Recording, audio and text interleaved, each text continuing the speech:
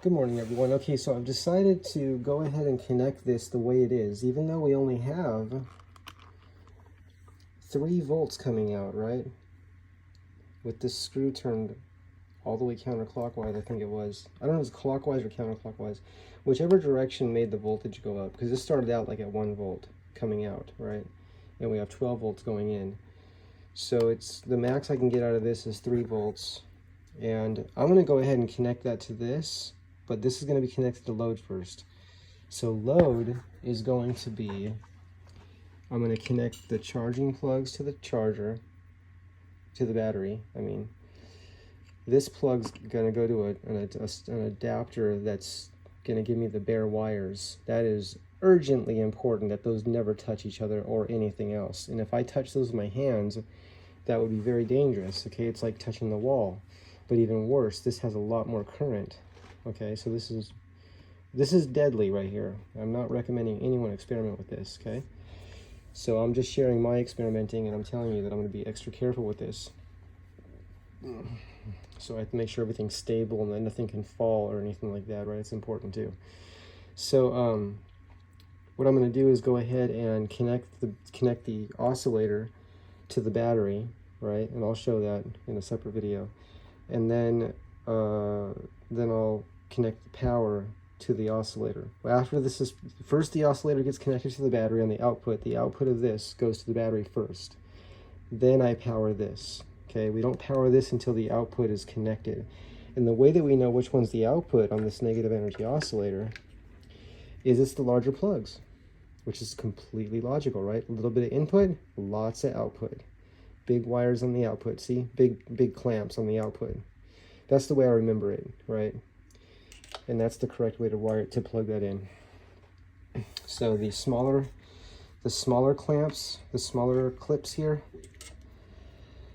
the smaller ones, which are these two, see how they're smaller than these two? So these two are smaller, right? The clips. That goes to the power, what powers this, right? That's going to be our 1 to 5 volts input or more. This is the way I'm reading this, I'm interpreting. Or more voltage, but never more current, never more than half an amp, but more voltage if we want to charge batteries that are higher than 48 volts. That's the way I'm reading that line right there that says or higher depending on input, right? 1 to 48 volts batteries or higher depending on input.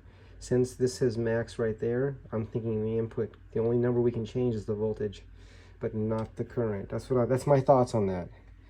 So this would go to that input, that's the input, and then the bigger ones, these bigger, larger ones, go to the output. And the output in this case is the big battery. And why am I doing this? I want to lower the internal resistance of the battery. This is a brand new battery, right? Brand new battery is supposed to have the lowest possible internal resistance, right? This battery's been sitting though, right? Storage, how long has it been stored? It's not always the best thing for a battery to just be sitting, right? We don't know how long it's been sitting. Even if it's been manufactured and assembled, we don't know how long the cells were sitting. So even a perfectly good cell that's brand new and never been used can still have the resistance lowered within it, right?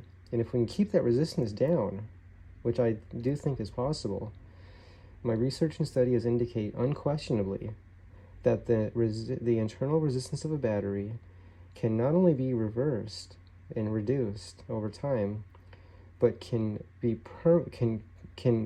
maintained to be low. So the low resistance in a battery, any battery, can be maintained to stay low, which means what? It means the life of the battery would not come to an end. And I think we all want that, right? I think everyone wants that. So all we have to do is experiment to see how to get there. Or to just study and think for ourselves and not just take what other people tell us, including what I'm saying. I'm taking information that I've studied and I'm making an experiment out of it to see what happens. That doesn't mean that I'm telling anybody else to go experiment, but if you must experiment, then just be careful. That's the only recommendation I think anybody can make, is to be careful with what you're doing. Just as we're careful with the way that we think about how we learn about things, like we're giving attention, a special attention to that, right? Okay everyone, so that's the update for this video. We'll see you soon in the next one.